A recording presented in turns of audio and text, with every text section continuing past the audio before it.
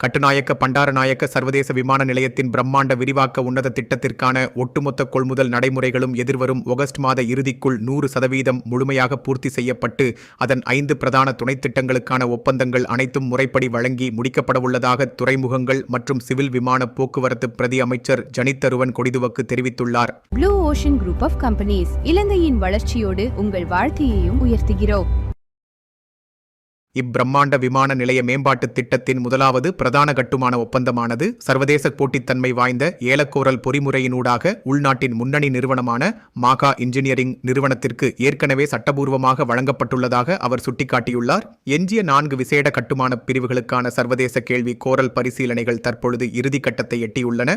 எதிர்வரும் 2027 ஆண்டு ஆகஸ்ட் மாதத்திற்குள் இப்புதிய உட்கட்டமைப்பு திட்டங்களை முழுமையாக நிறைவு செய்து நுகர்வோர் பயன்பாட்டிற்கு ஒப்படைக்க இலக்கு நிர்ணயிக்கப்பட்டுள்ளதாக பிரதி அமைச்சர் மேலும் உறுதிப்படுத்தியுள்ளார். கடந்த காலங்களில் இப்பாரிய திட்டத்திற்காக ஜப்பான் சர்வதேச கூட்டுறவு முகவரகமான ஜைகா நிறுவனத்திடமிருந்து வெளிநாட்டு சலுகை கடன்களை பெற்றுக்கொள்வது குறித்து பேசப்பட்ட போதிலும் தற்போதைய புதிய தேசிய மக்கள் சக்தி அரசாங்கத்தின் தூய்மையான பொருளாதார கொள்கையின் பிரகாரம் எவ்வித வெளிநாட்டு கடன்களையோ அல்லது சர்வதேச நிதியுதவிகளையோ பெறாது 100% இலங்கையின் சொந்த தேசிய மற்றும் உள்நாட்டு நிதி ஆதாரங்களை கொண்டு மாத்திரமே இப்பில்லியன் கணக்கான ரூபாய் விரிவாக்க திட்டம் முழுமையாக சுயநிதி அடிப்படையில் நிறைவேற்றப்படவுள்ளதாக பிரதி அமைச்சர் ஜனித்த ருவன் கொடிதுவக்கு திட்டவட்டமாக பிரகடனம் செய்துள்ளார்.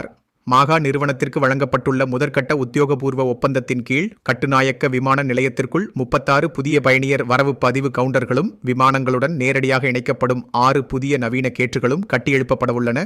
2055 ஆண்டளவில் பண்டாரநாயக்க சர்வதேச விமான நிலையத்தின் ஆண்டு பயணிகள் கொள்ளளவை 24.2 மில்லியன் வரை உலகத் தரத்திற்கு உயர்த்துவதற்காக ஜனாதிபதி அனுரகுமார திசாநாயக்கவின் தலைமையில் வகுக்கப்பட்டுள்ள நீண்டகால தேசிய வெளியுறவு மற்றும் சிவில் விமான போக்குவரத்து உத்தியின் ஒரு முதன்மை அங்கமாக இப்புதிய திட்டங்கள் முடுக்கிவிடப்பட்டுள்ளன.